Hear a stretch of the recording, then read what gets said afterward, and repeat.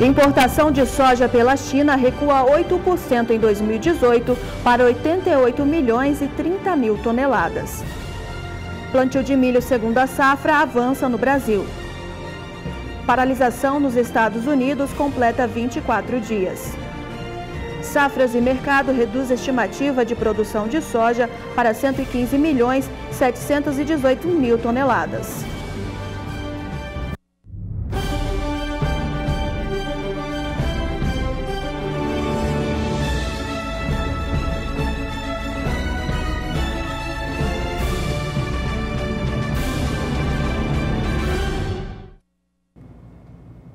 Olá, uma ótima tarde para você. Começamos agora mais uma edição do Agricultura BR. Boa tarde, Carla. Boa tarde, Fabiano. Boa tarde para você de casa. Começamos esta edição do Agricultura BR falando sobre as reduções das estimativas para a safra 2018-2019 de soja no Brasil. Exatamente, Carla. Pelo menos desde a primeira quinzena de dezembro, temos falado desse assunto aqui no Agricultura BR. E janeiro veio com a confirmação daquilo que nós aqui no Agricultura BR vínhamos acreditando. O que acontece? Brasil tem problemas na produtividade de soja, porque naquele momento mais crítico de desenvolvimento das áreas de produção da oleaginosa, tivemos fatores climáticos que, como você sabe, você produtor de soja, acabou atingindo de forma muito negativa as áreas de produção. Nesse último final de semana, eu, com a nossa equipe aqui, tivemos percorrendo algumas áreas de produção pelo Mato Grosso do Sul, vendo algumas áreas e fica nítido que foi atingido, que a produtividade é menor, que o estágio deveria ser melhor agora e não tem mais como recuperar tal coisa. Em loco, você vê isso muito bem. Evidentemente, há regiões, tanto no Paraná, no Mato Grosso do Sul, no Mato Grosso, Goiás, que se desenvolveu bem. São as áreas que não tiveram fatores climáticos ou que o solo tinha uma condição de umidade chamada caixa d'água com melhor condição. Mas nesses estados foi o que aconteceu e isso não tem como voltar atrás. E aí os números que vão sendo apresentados vão confirmando. Os dados que vamos trazer agora são compilados, ou seja, nós temos várias empresas privadas que fizeram seus levantamentos, lançaram, a Conab também. Mas eu lembro que nós trouxemos no primeiro programa ao vivo deste ano de 2019, no dia 2 de janeiro. Brasil com uma estimativa de produção que na linha mais baixa, ou seja, a mínima, pode chegar até 109 milhões de toneladas de resultado final de produção por conta da quebra na produtividade nacional.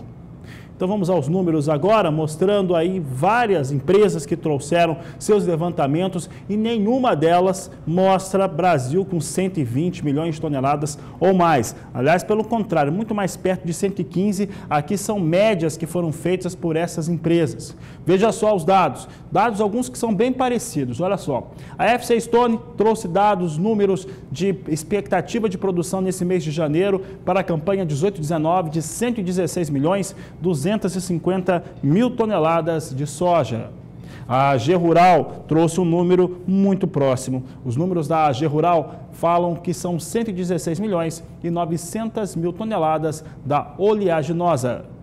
A Agroconsult, entre as empresas privadas, trouxe um dado ou uma estimativa de produção mais elevada, 117 milhões e 600 mil toneladas.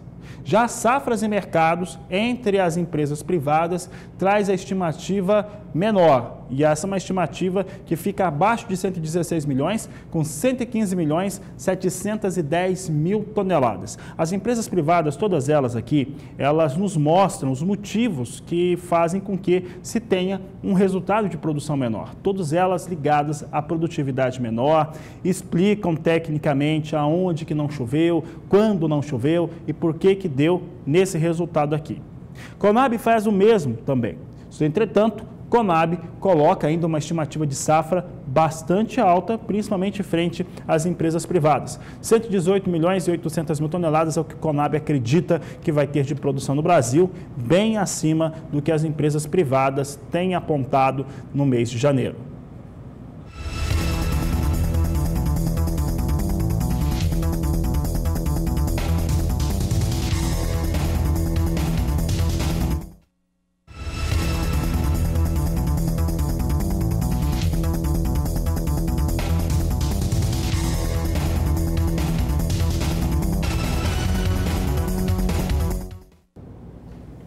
E a consultoria Safras e Mercado cortou as suas projeções para a produção de soja no ciclo 2018-2019 de soja, como nós já começamos a ver aqui com o Fabiano, as estimativas das Safras e Mercados para este ciclo. O corte foi de 6,5 milhões de toneladas frente à estimativa anterior divulgada pela consultoria em novembro, e nós acompanhamos agora em tela os dados que a Safras e Mercado trouxe sobre a produção de soja no Brasil. O corte foi de 6,5 milhões, como eu disse, nas suas estimativas para a produção brasileira de soja em 2018-2019, que passou de 122.223.000 toneladas da previsão de novembro para 115.718.000 toneladas na estimativa da última sexta-feira, ficando 4,2% abaixo da produção da temporada anterior, que foi de 120.808.000 toneladas. A revisão para baixo é reflexo do clima desfavorável, que é a estiagem em alguns estados produtores da oleaginosa. Em relação às lavouras, Safras e Mercados continuam apontando para uma ocupação com oleaginosa maior, 3% superior à campanha 2017-2018, o que faria com que chegasse, na visão de Safras e Mercado, a pouco mais de 36 milhões de hectares. Vamos ver esses números aqui. Nós temos dados comparativos que mostram as campanhas, as lavouras, e nós temos aqui, primeiro, a área plantada atual com 36.427.000 toneladas por 35 contra 35.121.000 toneladas de área na campanha 17-18. Contudo, a produtividade é menor. Veja só, pode voltar aqui para a tela um pouco, melhor falar aqui em sacas. Veja só, 18-19 fica com 3.193 quilos, tá? O que significa? Significa aqui que nós temos uma produtividade média de 53,21 sacas. Então, 53,21 sacas abaixo de 54 sacas na visão de Safras e Mercados. Na 17-18, 3.440 quilos por hectare, daria algo na casa de 57 sacas por hectare. Portanto, cai aqui ou perde mais ou menos 3,5 sacas por hectare na produtividade brasileira, de acordo com os dados de Safras e Mercado.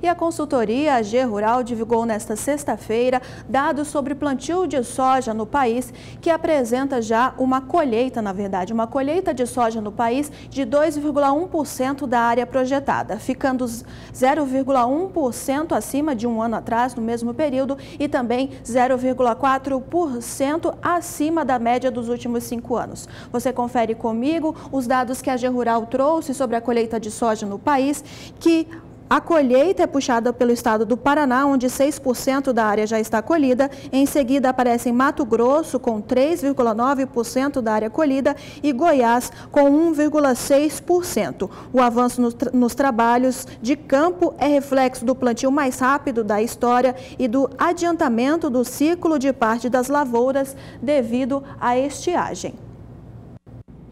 Por aqui nós vamos saber agora como é que ficam as condições climáticas para quem já está trabalhando nessa colheita da oleaginosa por todo o país. Quem fala sobre o assunto é Juliana Rezende, ao vivo, direto da Somar Meteorologia. Juliana, uma boa tarde para você, um bom começo de semana. Para quem vai para os campos, para quem está colhendo, como é que está o clima? Olá, Fabiano, muito boa tarde a todos que nos assistem. Olha, o cenário para quem já está colhendo a soja no campo segue otimista, principalmente na região central brasileira, porque para os próximos dias, até o dia 19 de janeiro, tem previsão de chuvas bem concentradas nas áreas mais ao sul do país e também nas áreas mais ao norte. Em toda a região central, região centro-oeste, sudeste, até o Paraná, a situação é de pancadas mais enfraquecidas, sem riscos para muitos transtornos e sem risco para chuva mais persistente persistente. Chuva segue mais intensa entre o Rio Grande do Sul, leste de Santa Catarina até a faixa leste do estado de São Paulo e ainda também grande parte da região norte, extremo norte da região nordeste. Em grande parte das áreas produtoras, então, da faixa central brasileira, pancadas enfraquecidas pela combinação de calor e umidade. Então, é aquela chuva que acontece somente no finalzinho do dia, ainda segue, pode acontecer até com uma certa intensidade, mas de forma geral, para os trabalhos no campo, o dia vai ser otimista por conta do predomínio de sol entre a manhã e a tarde. Para a próxima semana, entre os dias 20 e 24 de janeiro, não temos cenário, o cenário vai seguir ainda bastante otimista, porque não tem previsão de chuva tão forte e volumosa na maior parte das áreas produtoras.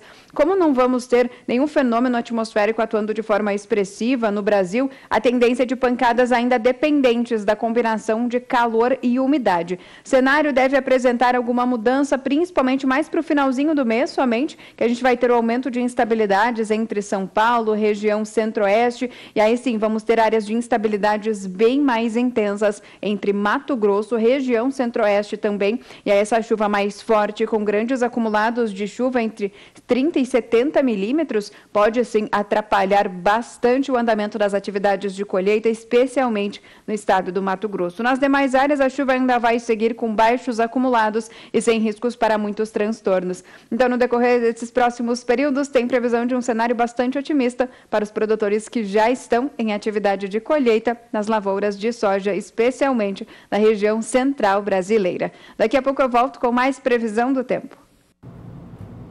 E o estado de Mato Grosso deve apresentar queda na produtividade da safra 2018-2019 da soja, porém deve aumentar a área plantada.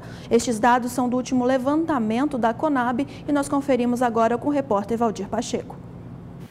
Mato Grosso deve ter uma queda de 0,4% na produção de soja na safra 2018-2019, em comparação com a safra anterior. A previsão consta no último levantamento feito pela Companhia Nacional de Abastecimento Conab, divulgado recentemente. Segundo o relatório, caso a previsão se mantenha, o estado deve produzir 32,170 milhões de toneladas da oleaginosa, enquanto que na última safra produziu 32,306 milhões. Além disso, apesar das boas condições climáticas citadas pela companhia, a produtividade estadual deverá ser 2,2% menor, passando de 3.394 quilos por hectare para 3.320 quilos por hectare. Em contrapartida, a Conab estima que haverá aumento de área plantada. Na última safra, os produtores mato-grossenses semearam 9,518 milhões de hectares.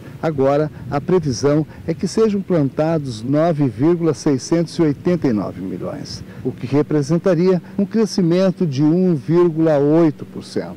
Segundo a Conab, o plantio da soja em Mato Grosso foi finalizado na primeira quinzena de dezembro e a regularidade das precipitações pluviométricas possibilitou o adiantamento considerável dos trabalhos. Conforme a Conab, a avaliação qualitativa predominante que se faz das lavouras no estado é excelente.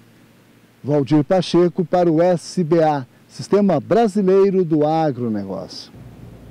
E nós conferimos agora os preços praticados para a saca de 60 quilos da soja nos principais portos brasileiros, de acordo com a Grãos Corretora, que você confere comigo na sua tela aqui no Porto de Santos. A saca de 60 quilos da soja começa a semana sendo negociada a R$ 76,00. Já no Porto de Paranaguá, a saca de 60 quilos da soja vem sendo negociada no começo dessa semana, segunda-feira, a R$ 75,50. Falamos agora sobre dados que foram apresentados pelo Departamento de Alfândegas da China. E a China apresentou os números de embarques totais no ano de 2018 que totalizaram com queda e alcançaram um volume total de 88 milhões e 30 mil toneladas no último ano. Boa parte, mais de 60 milhões saindo do Brasil. Vamos aos números então. China em relação às suas importações de soja no ano passado, total, como eu disse, de 88 milhões e 30 mil toneladas. De acordo com os números oficiais do Departamento de Alfândega chinês, 7,9% de queda frente àquilo que se tinha no último ano. Então aqui, queda de 7,9% para a China no ano passado, são os dados que nós temos agora. Olha só para você ter uma ideia, no ano passado, em dezembro, último mês do ano, a China comprou 5.720.000 toneladas, importou. E essa importação, ela reflete uma queda ali na casa de 40%, de acordo com os dados oficiais chineses.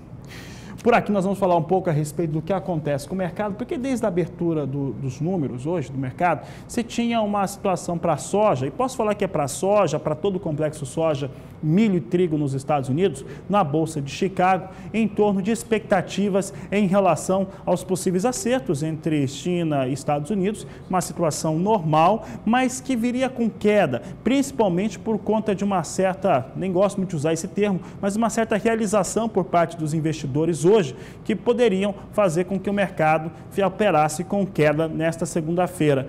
Hoje nós já tivemos esse momento mesmo, vamos saber se isso vem acontecendo. Acontece nesse momento, queda para os negócios com soja entre 5 e 6 centes de dólar, posição de janeiro a 8 dólares 93 centes mais 2 por bushel, março, contrato de maior liquidez a 9 dólares 4 centes mais 6 por bushel, maio 9 dólares 18 centes mais 6 e a posição de julho a 9 dólares 31 centes por bushel. São os negócios com soja em Chicago no dia de hoje, ainda com aguardo em relação ao que pode ser anunciado entre os dois países, China e Estados Unidos, mas os números que foram apresentados pelo Departamento de Alfândega da China já trouxeram um certo impacto negativo sobre os negócios em Chicago neste momento, que acabam recuando, vão perdendo até 6 centes de dólar nas posições de mais curto prazo. E com 24 dias de duração, a paralisação parcial do governo dos Estados Unidos já é a maior de toda a história. Para falar sobre essa paralisação, nós vamos à Bolsa Brasileira de Mercadorias conversar com Sara Kirchhoff, que já está aqui conosco. Boa tarde, Sara, seja bem-vinda. Esse desacordo entre a Casa Branca e o Congresso tem afetado vários setores, né? Boa tarde, Carla. Boa tarde a todos. Pois é, isso mesmo, tem afetado diversos fatores. Uma reportagem do jornal O Globo, divulgada na manhã de hoje, fala de alguns impactos no dia a dia dos norte-americanos e, como não poderia ser diferente, restaurantes vazios, grandes filas em aeroportos. E no macro, as consequências, é claro que são bem grandes também. São 800 mil funcionários públicos sem receber salário nesse momento. É a maior paralisação, shutdown, chamado shutdown nos Estados Unidos. Maior shutdown em todos os tempos. Na sexta-feira havia se igualado a maior paralisação ou paralisia parcial com 21 dias, e hoje, então, no sábado já extrapolava esse recorde. É a maior paralisação dos Estados Unidos em 242 anos. Além dos 800 mil funcionários públicos sem receber salário, o agronegócio, os agricultores também estão sendo impactados negativamente com a questão de pagamentos e também de empréstimos, e o setor civil também tem um impacto bem significativo nesse momento. Para o mercado financeiro, o que acontece? Quais são aí, afinal, as consequências? O jornal Valor Econômico traz uma reportagem falando justamente dos impactos do chamado shutdown para o mercado financeiro. Ele fala que normalmente não há impactos significativos, isso porque essas paralisações parciais, elas costumam ser curtas, o que a gente está vendo que não é o que acontece dessa vez, a maior paralisação da história.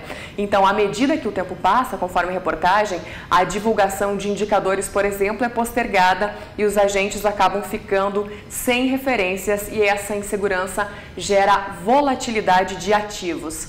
E embora a paralisação não deva chegar a atrapalhar, por exemplo, os IPOs para esse ano, como das principais companhias, quanto mais tempo ela durar, mais vezes as empresas podem ter de adiar os seus planos.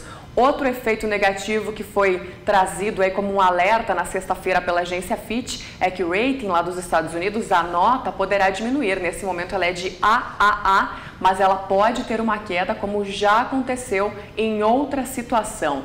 Na quinta-feira da semana passada, o presidente do Federal Reserve, Jerome Powell, disse que as paralisações também não têm um impacto muito significativo sobre a economia, como eu falei, porque elas costumam ser curtas, só que ele também apontou que grande parte dos dados usados pelo Banco Central americano não são colhidos pela própria instituição, mas destacou que especificamente o Departamento do Comércio, esse pode sim ter problemas para coletar informações referentes ao Produto Interno Bruto americano e também às vendas no varejo. Isso pode trazer aí um cenário menos claro em relação à economia dos Estados Unidos, que é a maior economia do mundo. Outro ponto é que os congressistas de ambos os partidos parecem nesse momento querer o fim desse shutdown, só que uma solução para o impasse tem sido bloqueada pelo presidente norte-americano Donald Trump, que exige a inclusão aí no orçamento de 5,7 bilhões de dólares para a construção do muro na fronteira com o México. Então, esses impactos aí, eles ainda podem ser maiores, falando especificamente para o mercado financeiro, à medida que a paralisação vai se estendendo por lá, Carla. E mudando um pouco de assunto, os índices acionários chineses apresentaram uma queda nesta segunda-feira, mas as exportações do país chinês tiveram um aumento nas contratações nos últimos 2 anos. Sara, o que os investidores veem neste cenário?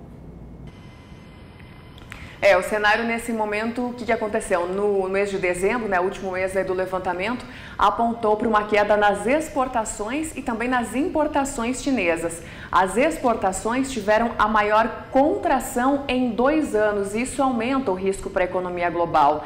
No mês de dezembro, a contração das exportações ficou em 4,4% na comparação com o ano anterior e também surpreenderam as importações com uma queda de 7,6% no maior declínio desde julho de 2016. É claro que essas quedas elas eram esperadas, só que não de uma forma tão agressiva e eram esperadas, claro, por causa da guerra comercial entre China e Estados Unidos, as 2 maiores economias do mundo, o que acabou mexendo aí muito com os embarques entre os 2 países no ano passado. Só que ainda assim os números vieram acima do que o mercado estava esperando. Já o superávit da China com os Estados Unidos aumentou no ano passado em 17,2% para pouco mais de 323 bilhões de dólares, o mais alto superávit já registrado desde 2006, conforme cálculos da agência inglesa Reuters. E com isso, é claro, os índices acionários asiáticos hoje operaram em quedas significativas e isso impacta também em outros países porque acaba trazendo um certo movimento de aversão ao risco, de cautela para o mercado mundialmente e principalmente, como eu sempre falo, nesses momentos os países emergentes acabam sendo os mais afetados porque o mercado tende a correr para moedas mais seguras nessas ocasiões, como o caso do dólar, e os países emergentes acabam aí tendo um impacto. E claro que ao longo do dia de hoje a gente vai acompanhando tudo isso e daqui a pouquinho eu volto para falar sobre como que está o mercado do câmbio nessa segunda-feira, nesse início de semana, com todas essas movimentações. Só para encerrar uma última informação, que na sexta-feira já, a China anunciou que fará redução de impostos em cargos para tentar estimular o crescimento da economia por lá. E isso pode trazer também um certo equilíbrio para o mercado asiático e para o mundo, considerando que a gente está falando da 2ª maior economia global. Carla, é com você. Tá certo, Sara. Muito obrigada por enquanto. A Sara volta logo mais aqui no Agricultura BR, trazendo mais informações direto da Bolsa Brasileira de Mercadorias. E a seguir no Agricultura BR, você vai ver que o milho de segunda safra avança com o plantio pelo Brasil. E ainda nesta edição você vai ver que o Ibovespa supera pela primeira vez os 94 mil pontos. Nós voltamos já.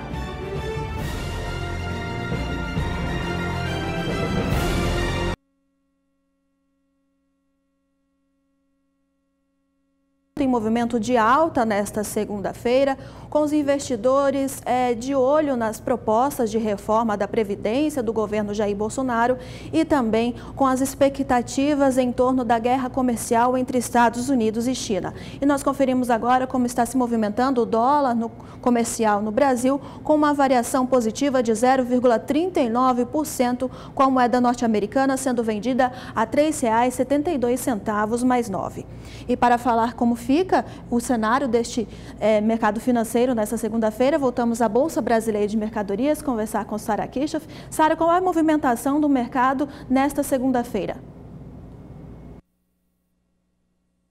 Agora, todos esses fatores aí globais, tanto da paralisação nos Estados Unidos, que acaba tendo um reflexo um pouco menor ainda nesse momento na economia a nível global e já a questão dos dados mais fracos da economia da China, isso impacta diretamente no mercado financeiro. Como eu falei, os emergentes acabam sendo os mais prejudicados. Por aqui não está sendo diferente. Então, hoje o real tem uma desvalorização na comparação com o dólar. O dólar avança em um pouco acima de 0,30% aos R$ 3,72 o dólar comercial, né?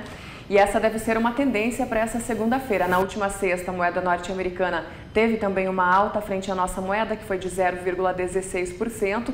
Só que é importante ressaltar que aí, ao longo do início desse ano, 2019 está começando, o real foi a moeda que teve o melhor desempenho na comparação com o dólar. A valorização da nossa moeda brasileira passa dos 5% nesse início de ano frente à moeda norte-americana. Então, esse é um dado que tem que trazer, a gente tem que apresentar aqui, porque hoje há uma queda para o real, a valorização do dólar, só que ao longo desse ano, o desempenho do real frente ao dólar, ele é bem positivo. Nesse momento, então, como eu falei, o cenário, então, você destacou, o cenário é de mais uma alta para o dólar nesta segunda-feira, nesse início de semana.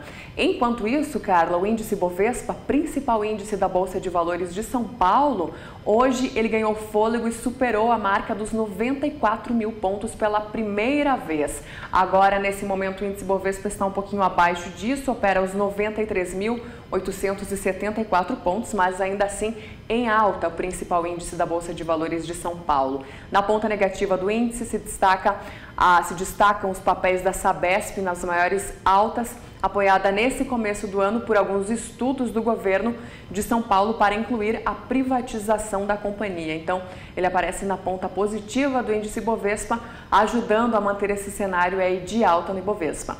Devolvendo o sinal para Campo Grande e mais à tarde, na terceira edição, eu volto com mais informações para trazer também todas as atualizações do Boletim em Foco. É com vocês. Obrigada, Sara. Uma boa tarde. Por aqui o assunto agora é o milho.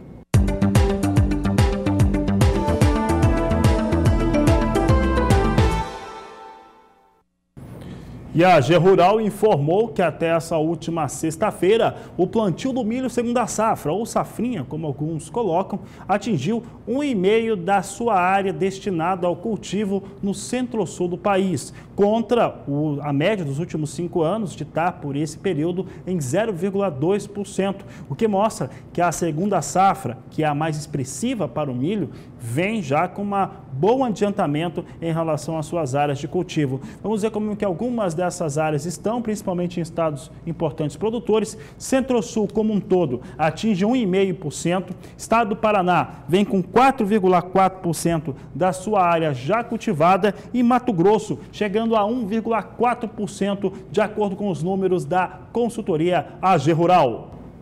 E nós destacamos agora a previsão do tempo. Vamos assomar meteorologia para ver com a Juliana Rezende como fica o clima para a região centro-sul do país. Juliana, boa tarde.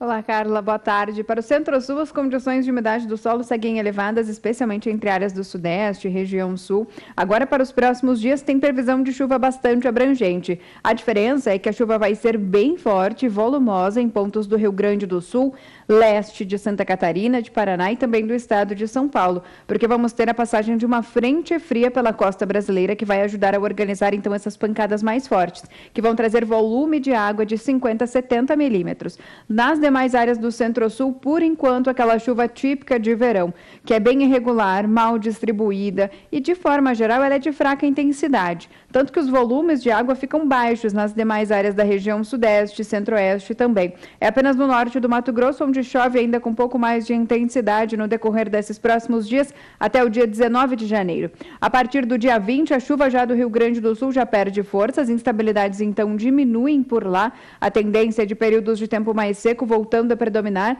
volta a chover até com um pouco mais de intensidade em pontos de São Paulo, Paraná, ajudando a organizar um novo corredor de umidade que atravessa a região centro-oeste, mas ainda não vai ser aquela chuva tão intensa e volumosa. As instabilidades aumentam de intensidade, mas ainda não vai ser de forma tão expressiva. Tempo mais firme em grande parte do norte de Minas Gerais, entre os dias 20 e 24 de janeiro, e ainda também, então, alguns períodos também de tempo mais seco no interior gaúcho. Até pelo menos finalzinho de janeiro, tendência de chuva ganhando intensidade aqui na parte central do país, mas principalmente na região região centro-oeste. E aí essas chuvas, então, vão ganhar mais intensidade, tem previsão de temporais, com acumulados de 30 a 70 milímetros na faixa central do país. Entre áreas produtoras de milho do sul e também do sudeste, as instabilidades vão seguir ainda com volume de 15 a 30 milímetros. Então, no decorrer das próximas semanas, tem previsão de chuva em áreas produtoras de milho de grande parte do centro-sul do país. Para os próximos dias, chuvas mais fortes no Rio Grande do Sul, leste da região sul e leste de São Paulo também. Nas demais áreas, a chuva ainda vai seguir bem típica de verão, aquelas pancadas irregulares e, de forma geral, com baixos acumulados. Daqui a pouco eu volto com mais previsão do tempo. Tá certo, Juliana, muito obrigada. E por aqui agora nós conferimos a cotação para a saca de 60 quilos do milho no Paraná.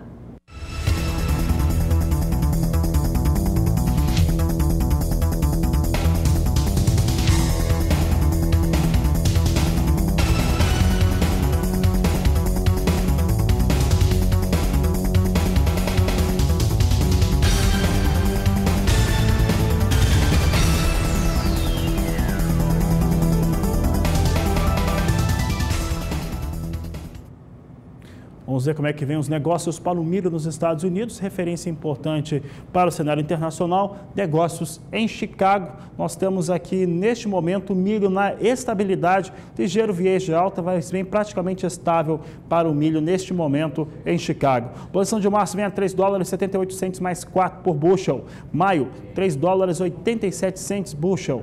Julho, $3,94 mais 4. Setembro, a $3,97 mais 6. Posições aqui negociadas abaixo da marca de $4, são os números que nós destacamos neste momento para milho na Bolsa Norte-Americana. E a Agricultura BR vai para um rápido intervalo comercial agora, daqui a pouco, olha, está quase na hora.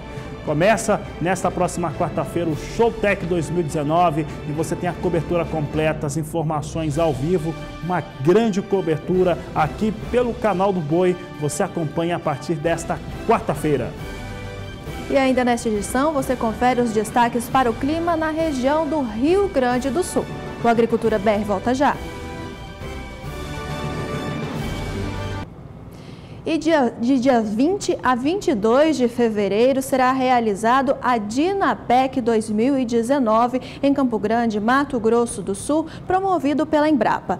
E meu colega Fabiano Reis conversou com a pesquisadora da Embrapa, Thaís Basso, que falou sobre a programação da feira. Confira. Acontece em fevereiro com inovações e trazendo debates importantes para a agropecuária. Qual que é o destaque que você traz para essa edição 2019? Boa tarde, seja bem-vinda. Obrigada, Fabiano. Boa tarde. É sempre um prazer estar aqui, né? Somos parceiros aí há algum tempo, né?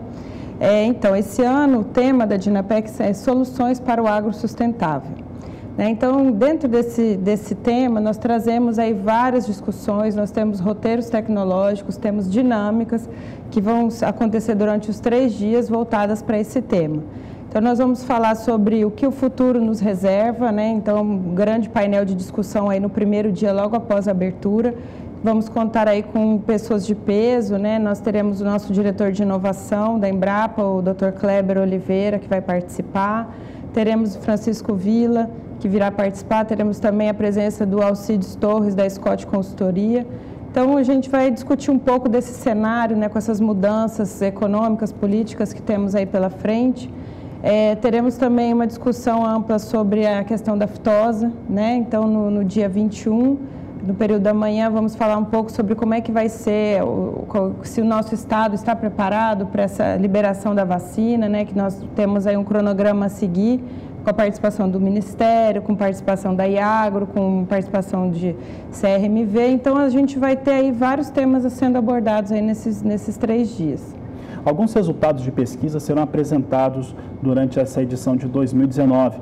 Um deles é um novo estilosantes para compor com gramíneas em boa parte do Brasil. Tem ainda aquela questão dos lançamentos tecnológicos, aqueles que o produtor rural vai poder fazer acompanhamentos, fazer a gestão principalmente da sua propriedade através de aplicativos de software. Como é que são esses lançamentos? Então, nós teremos aí para a Dinapec 2019, a gente vai ter o lançamento de uma cultivar, que é o estilosantes Bela. Então, é uma alternativa para diversificação. né, para ser utilizado em consórcios aí com gramíneas, então ele melhora, né, a questão do nitrogênio no solo, e também ele tem uma característica de também reduzir o número de nematóides no solo, então melhorando a qualidade física do solo. Temos também aí o lançamento do aplicativo Cria Certo, que é um aplicativo que vai auxiliar os produtores na tomada de decisão relativa à reprodução animal. Então, ele traz custos e benefícios do uso de monta natural, de inseminação artificial em tempo fixo. Então, o produtor ele pode simular, né, em função do preço do sêmen, em função do custo dos protocolos, e escolher qual a melhor alternativa para a propriedade dele. Se é utilizar um touro, e o preço que ele vai pagar por esse touro, se é compensador ou não. Então, isso aí é uma ferramenta bem interessante que a gente também vai apresentar. Hoje o alinhamento, porque temos as unidades da Embrapa participando da Dinapec, temos também outros institutos de pesquisa, principalmente as fundações que atuam no estado do Mato Grosso do Sul. Hoje o alinhamento das tecnologias, elas apontam para uma integração, principalmente para esse acompanhamento, por outras vias, além de estar no campo, Thaís? Não sei se eu consegui ser claro na pergunta. Então, a gente tem o nosso trabalho lá na Embrapa de pesquisa, né? A gente tem grandes parceiros, né? Por exemplo, Fundação MS, Fundação Chapadão estarão lá conosco. Nós temos essa linha forte na questão da integração, tanto a integração lavoura-pecuária-floresta como a integração lavoura-pecuária. Então, nós temos aí os dois roteiros, né? Que é com a Fundação MS em integração lavoura-pecuária somente. Então, ali a gente tem a Fundação MS, a Fundação Chapadão e os pesquisadores da Embrapa, não só da Embrapa Gado de Corte, como também da Embrapa Agropecuária Oeste, falando sobre esse tema. Então, a gente vai discutir um pouco sobre os cultivares, melhores cultivares de soja, né, para utilizar nesses consórcios, gramíneas, época de plantio, semeadura, taxa de semeadura. Então, vários assuntos serão abordados nesse sentido. Teremos também a participação aí teremos o roteiro, a integração lavoura-pecuária-floresta, quando a gente discute a questão do desbaste dos eucaliptos, qual tipo de clone a ser utilizado, então o espaçamento, tudo isso também é passado nesse roteiro, por pesquisadores da Embrapa e também parceiros, né, de outras Embrapas e de outras instituições. Então, isso é bem forte. A Graer, por exemplo, ela vem também com a agricultura familiar. Então, a gente sabe que o nosso público da Dinapec não é só o grande produtor, mas a gente também tem um forte público da agricultura familiar que vem participar da Dinapec. Então, a gente tem um roteiro também específico, junto com a Graer, a gente vai focar bastante a questão da olericultura, mandioca também, nós vamos ter uma oficina sobre a produção e também a industrialização da mandioca. Teremos também, junto com o Senar, algumas oficinas voltadas para o público, regulagem de máquinas, uso de drones também na agricultura. Então, assim, vai ser uma programação bastante diversificada que vai atender tanto um produtor maior, como o pequeno produtor, que esse é o nosso papel, né? Mostrar soluções aí para o agronegócio de uma forma geral, não só para o pequeno, nem só para o grande. Thaís, eu lembro nas edições anteriores da Dinapec, nelas, né, participei de várias, mas a gente tem entrevistado produtores rurais de diversas partes do país e alguns estudantes, principalmente do Mato Grosso do Sul, universitários, né, que acabam participando, e os roteiros eles fazem muito sucesso quando tem essa projeção, né, mostra o que está acontecendo no campo, como pode ser aplicado. Para os roteiros, oficinas também que vão ocorrer, precisa de uma inscrição prévia. Para participar da Dinapec, precisa de uma inscrição prévia? Então, a gente já está com o site, né, no ar. Então, o site é o www.dinapec.com. Lá nós já temos a programação prévia, todo mundo já tem acesso a essa programação. Não está fechada, mas está quase.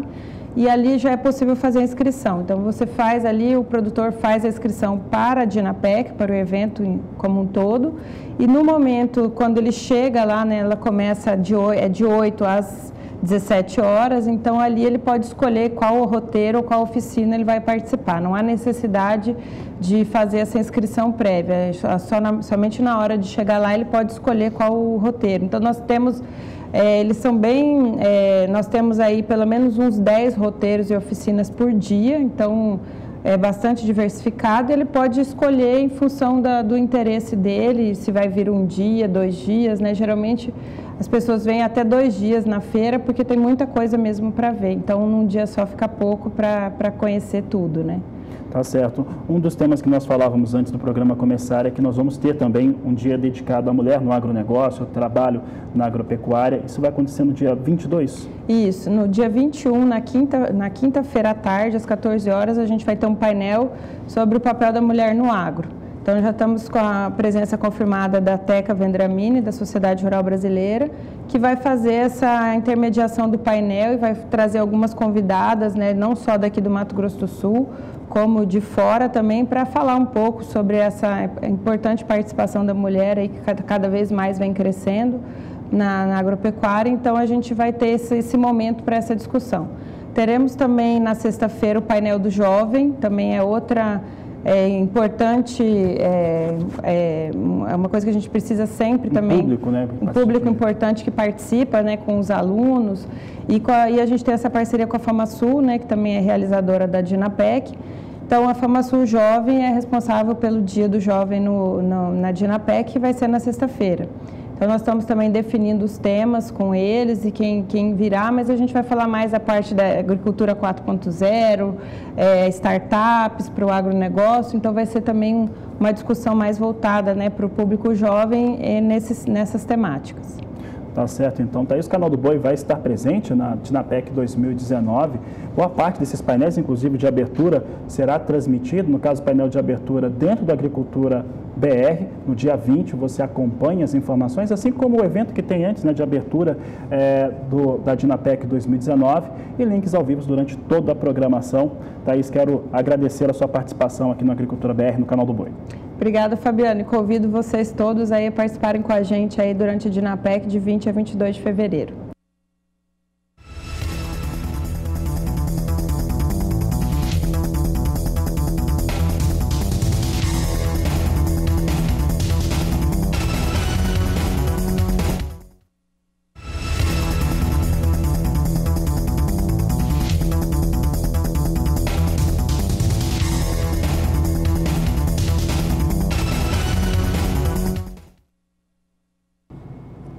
A Agricultura BR traz agora fator ligado ao clima, ao tempo lá no Rio Grande do Sul, porque algumas cidades estão recebendo uma forte chuva, as pancadas estão muito fortes, isso tem trazido estragos tanto nas áreas urbanas quanto também nas áreas rurais. Vamos saber com a Juliana Rezende como é que vem a situação, especialmente para o Rio Grande do Sul, que vem passando dificuldades climáticas. Juliana.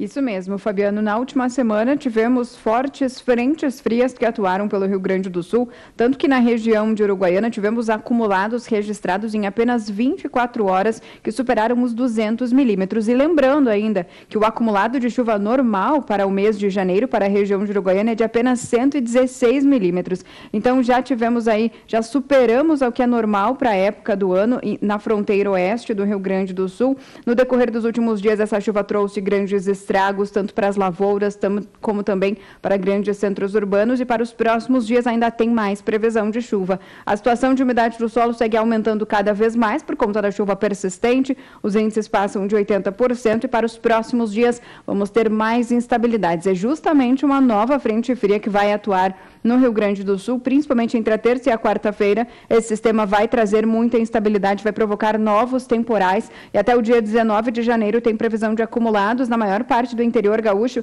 que superam os 50 milímetros. Em alguns pontos do norte do estado, o acumulado pode alcançar 70 milímetros somente em 5 dias. Então é bastante chuva por um curto período de tempo, que já alcançando as áreas que já foram muito afetadas pelo excesso de chuva na última semana, pode acabar trazendo então novos transtornos.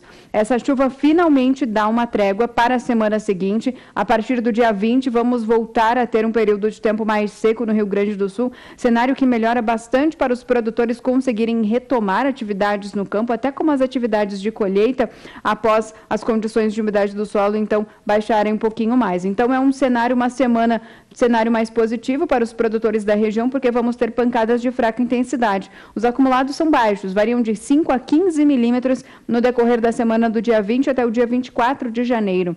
A partir do terceiro e último período, o cenário vai seguir ainda com pancadas de fraca intensidade no Rio Grande do Sul. Então, para os produtores, a boa notícia é que finalmente a chuva dá uma trégua no decorrer, então, da próxima semana. Daqui a pouco eu volto com mais previsão do tempo. E daqui a pouco no Agricultura BR tem a participação do telespectador no quadro Agricultura BR Responde. E se você ainda não mandou uma pergunta aqui pra gente, envie um WhatsApp pra gente, sua pergunta, foto ou vídeo, no nosso número que aparece aqui debaixo da sua tela, é o 67996562266. Nós voltamos já. Estamos de volta e agora destacamos a sua participação no quadro Agricultura BR Responde.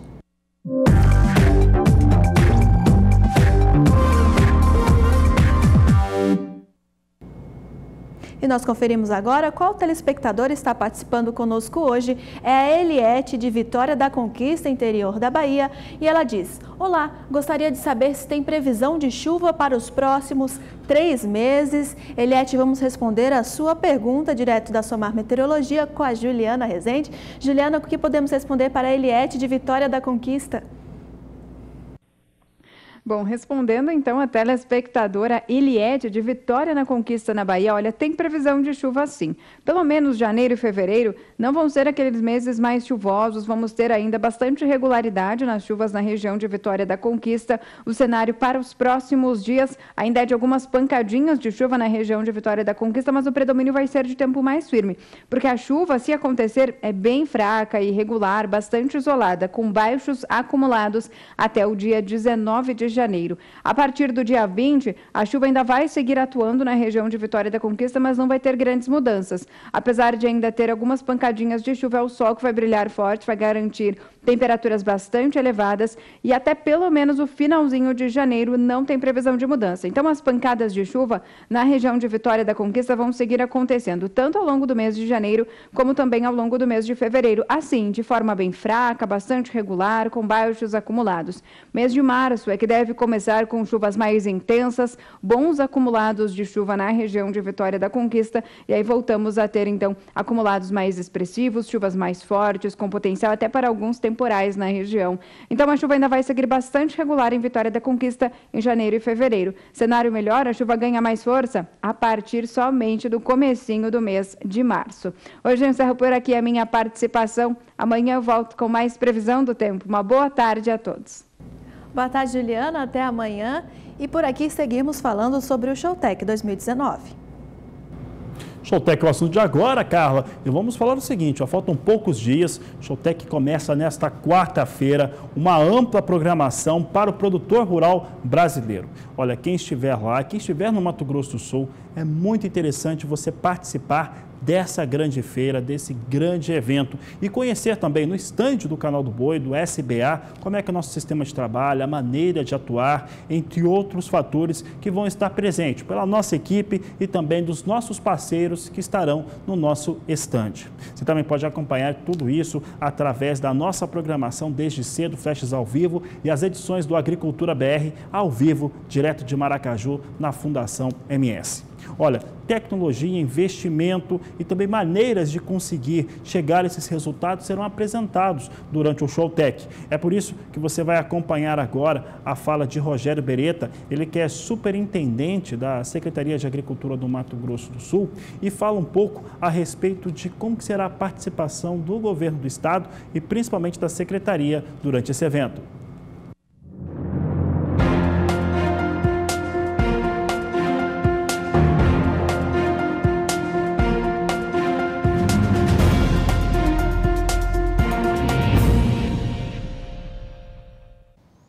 Futuro do agro, gestão, sucessão familiar, entre outros assuntos, serão abordados no Showtech 2019. Eu estou com o Rogério Beretta, que é superintendente da Semagro, e a secretaria também estará participando do Showtech. Como que vai ser essa participação, Rogério?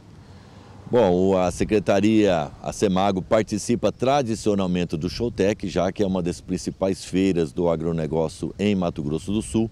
E a participação da secretaria é com estande institucional, onde a gente apresenta todos os projetos que a secretaria desenvolve e executa no atendimento das demandas do agro. e é uma oportunidade também onde a Secretaria abre espaço para a agricultura familiar levar produtos da agricultura familiar para exposição e venda no local. A agricultura familiar tem crescido aqui no estado do Mato Grosso do Sul. A agricultura familiar tem crescido, nós temos trabalhado bastante no desenvolvimento de uma estrutura associativa e cooperativa na agricultura familiar, justamente para fortalecê-los com esse desenvolvimento da gestão, da inserção nas cadeias produtivas do leite, da representação da agricultura familiar nas chamadas públicas para a compra de merenda escolar. Então a Secretaria tem dado um apoio muito importante também para o desenvolvimento da agricultura familiar. Superintendente, o apoio do governo reforça o papel do Estado como indutor do desenvolvimento no agronegócio? Perfeitamente, o papel do Estado é esse, o papel do Estado é prover condições mínimas necessárias e condições estratégicas para o desenvolvimento. Então nós executamos várias ações estratégicas, ações de zoneamento agroecológico, ações de zoneamento ecológico-econômico. Nós estamos trabalhando na ampliação da nossa rede de estações meteorológicas e nós também trabalhamos no apoio a feiras estratégicas. E o Showtech é uma feira estratégica para o desenvolvimento agro no Mato Grosso do Sul. Obrigada, superintendente, pelas suas informações. Detalhes importantes de assuntos que serão tratados no Showtech 2019. Kaile Rodrigues para o SBA. Estaremos lá nesse grande evento Showtech 2019. Canal do Boi é a emissora oficial. E olha, vamos falar de um assunto muito interessante agora, Carla, porque daqui a pouco você vai ver que abre a temporada lá no Rio Grande do Sul, na Serra Gaúcha, para a colheita da uva e também a fazer ali os espumantes e os vinhos, um ambiente que reúne turistas do mundo todo. E ainda nesta edição nós trazemos mais destaques do Showtech 2019. O Agricultura BR volta já. E você vai ver agora na reportagem de Catarina Martorelli que o apoio à comercialização agrícola no último ano foi menor do que esperado.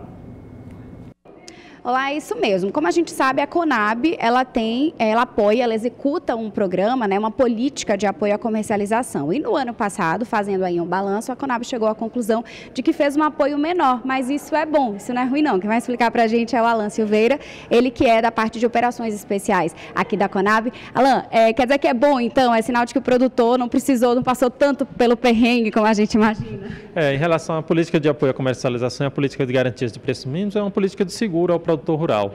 Então, ao longo dos anos, é uma política bem consolidada. Nos últimos anos, a gente vem atuado em diversos produtos. É uma política muito antiga. Então, nos últimos 3 anos, por exemplo, houve apoio ao milho em 2017, houve apoio ao trigo em 2017, houve apoio ao arroz ano passado, que é essa justamente que você mencionou. Então, de um modo geral, a maior parte das culturas agrícolas tiveram um preço bom o ano passado, as culturas que estão amparadas pela PGPM. No caso do arroz, foi a única cultura que nós precisamos garantir o preço mínimo, que é garantido pelo governo federal, porque o preço estava abaixo do preço mínimo, mas milho, algodão, trigo e as outras culturas não foi necessário. Então, foi um apoio menor, mas isso quer dizer que para o produtor rural tenha sido um ano bom. A Conab é um seguro de preços ao produtor, então para a Conab e para o produtor rural é um bom sinal, Nós atuamos realmente quando é necessário. O ano passado foi necessário, atuamos em volume menor e estamos aí para esse ano observando. Como vocês veem, a Conab faz um trabalho de inteligência, então nós estamos observando para ver quais são os produtos que poderão ser amparados esse ano, se necessário. Já dá para adiantar pela questão climática, as previsões aí de chuvas ou não, se haverá uma necessidade esse ano? Olha, acabamos de ter uma divulgação de safra e pelo que foi informado pelo nosso corpo técnico da área de divulgação, ainda é um pouco cedo para a gente prever, mas havendo a necessidade, a Conab está com tudo pronto para atender qualquer que seja a cultura. Como é que funciona? O produtor, ele é procurado pela Conab ou ele tem que procurar a Conab?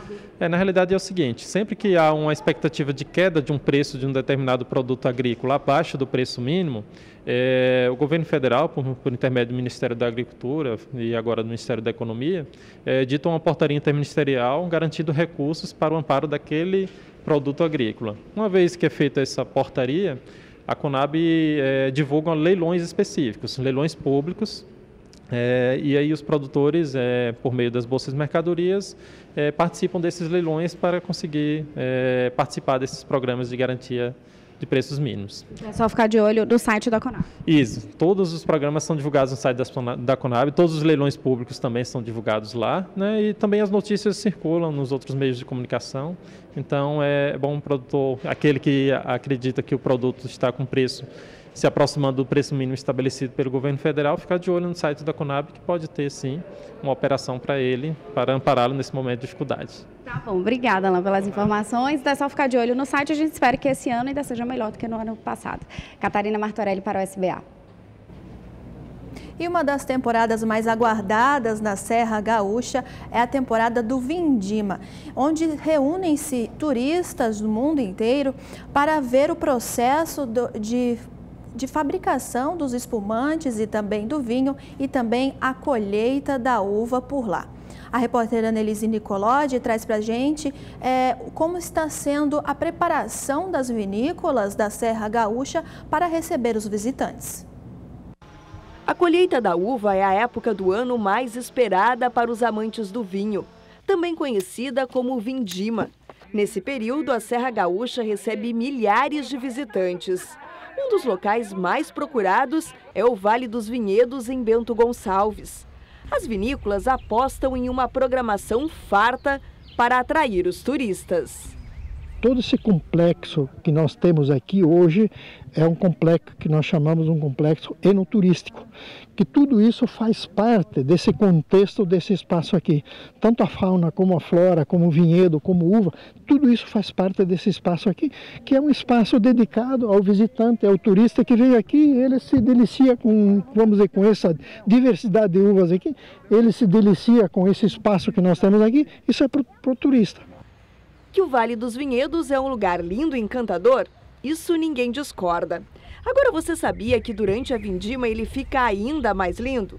Os parreirais de uvas ficam carregados e aquele cheirinho maravilhoso da fruta se espalha pelo local. O vinho por si próprio, ele traz muita curiosidade. Então hoje aqui, a Miolo está instalada no Vale dos Vinhedos e o turismo está crescendo muito por causa, nós temos proximidade com Gramado, Canela, principalmente no Natal Luz, e nós temos a Maria Fumaça, que atrai inúmeros visitantes. Então a Miolo aqui tem, e nós inclusive agora há pouco a gente abriu o iGarden também, que é um espaço ao ar livre, onde os finais de semana é muito disputado, muita gente. A Miolo faz parte também do hotel, do Spa do Vinho também, então o pessoal que está hospedado no hotel visita, fora o particular, por exemplo, no Rio Grande do Sul, ou se você pegar na época do inverno, não tem muitos atrativos. Então o vinho é uma coisa que essa região, a gastronomia, tanto a Miolo como outras vinícolas, todas elas estão investindo e o número de turistas está crescendo assim, ano a ano, muito, com um percentual muito alto, todos os anos. De janeiro a março tem inúmeras opções. Passeios, degustações, cinema e tanta coisa para fazer que é melhor você preparar o roteiro e reservar vários dias para curtir essas delícias. Aqui o pessoal é muito animado, eles são super cativantes e sim, fora a gastronomia, né? Queijo, salame, as comidas, a uva nem se fala então, o vinho, o suco de uva aqui que é uma delícia, a gente está adorando a experiência. Recentemente, o Brasil passou a integrar oficialmente o movimento mundial de incentivo ao consumo de vinho.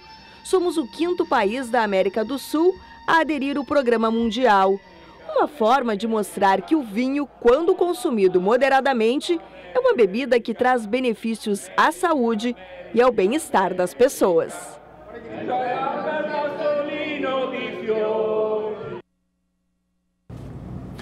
Voltamos a falar do Showtech 2019, vai começar nesta quarta-feira. São 3 dias intensos, com muita tecnologia, inovação e aquilo que você precisa para melhorar produtividade, resultados de produção e, consequentemente, a sua rentabilidade. Eu falo isso não é só para a área agrícola, não. É para a área de pecuária, é para a área de fomento, como conseguir esses recursos, é o que você vai acompanhar nos próximos 3 dias, ao vivo, aqui pelo canal do Boi. E você vai acompanhar agora mais informações do que vai estar sendo apresentado durante essa edição 2019.